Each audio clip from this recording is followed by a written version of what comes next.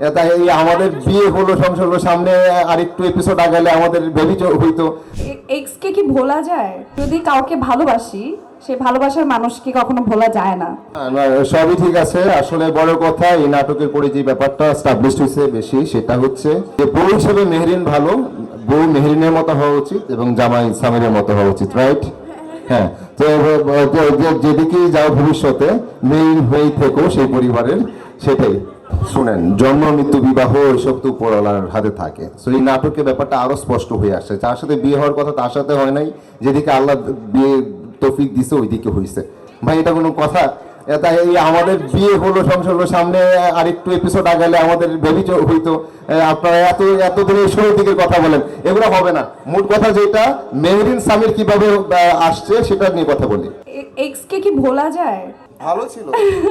আচ্ছা, সেটা হচ্ছে জামাইকে সাথে নিয়ে তো এক্স কে যদি বলি এখন, এটা তো আসলে পাপ হবে, বাট তারপরে বলছি সেটা হচ্ছে যদি কাউকে ভালোবাসি, সে ভালোবাসার মানুষকে কখনো ভোলা যায় না। তো হয়তো সেটা প্রকাশ করবো। সব মানা যায় না ভাই, এগুলো নিয়ে না বলি।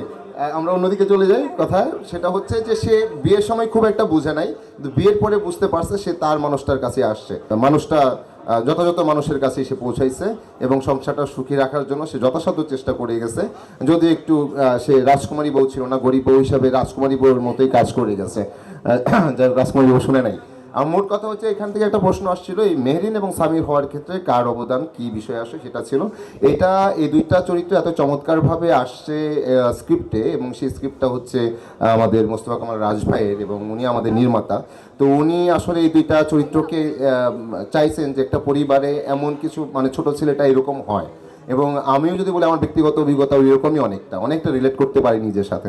জায়গাটাতেই রাখতে চেয়েছেন, এবং সবার যে একটা ইন্টেনশন থাকে যে ছেলে এক সময় বড়লোক হবে, বড়লোক হয়ে আমার এই যে আজকে যেমন স্যুট পরলাম, স্যুট পরে ঘুরে বেড়াবে, ব্যাপারটা এই জায়গাতেও রাজভাই রাখে নাই একটা জায়গায়। কারণ ছোট ছেলেরা থাকুক ছোট ছেলের মতো, এবং তার যে চিন্তা ভাবনা, তার যে অনেস্টি, তার যে সততা, এবং তার যে এক ধরনের বোধ যে সে যা করবে ভালো কিছুই করবে, যা হবে ভালো কিছুই হবে, এর মধ্যেই রাখতে চেয়েছে। নিরপেক্ষ, সত্য প্রকাশে আপোষহীন।